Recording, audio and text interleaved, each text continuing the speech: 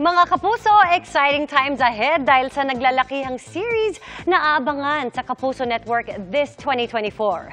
Ang mga bibida sa seryeng yan nagbigay saya sa mga nagpunta sa isang toy fair. Makichika kay Aubrey Carampel. Ultimate goosebumps pa rin ang hatid ng teaser ng inaabangang Encantadia Chronicles Sangre na muling ipinalabas sa Christmas Toys and Collectibles Fair nitong weekend.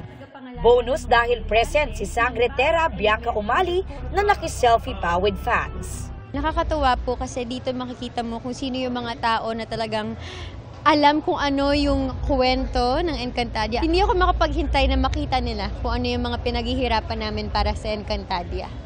Present din sa event ang cast ng upcoming GMA Public Affairs Afternoon Prime Series na Makiling, ang reunion project ng tambalan nina Derek Monasterio at El Villanueva. Kasama rin nila sina Thea Tolentino, Claire Castro, Christopher Martin, Royce Cabrera at DJ Marquez. Masayang araw sila na ipinalabas na ang teaser ng Revenge series this 2024 na puno ng mabibigat na eksena. May video pa nga si Elle na umiiyak after ng isang scene dahil hindi raw siya nakabitaw sa emosyon. Ang hirap niya, so after nung eksena na yun, pagod na pagod ako. Umuwi ako sa bahay, umiiyak pa din ako. Kasi parang nakuha ko na siya. Feeling ko, ako na talaga as Elle, yung inaapi. Ganun na yung feeling. Well, yung mga scenes namin, parang halos lahat may hirap eh. Naalala ko yung pinakaunang eksena, pinakaunang araw, pinakamabigat na agad.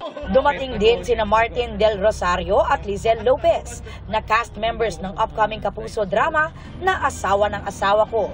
Grateful daw sila sa bagong project together matapos gumanap bilang Prince Sardos at Zandra sa Voltes 5 Legacy.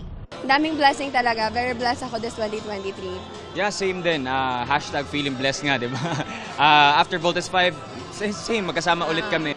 Aubrey Carampel, updated sa Showbiz Happenings.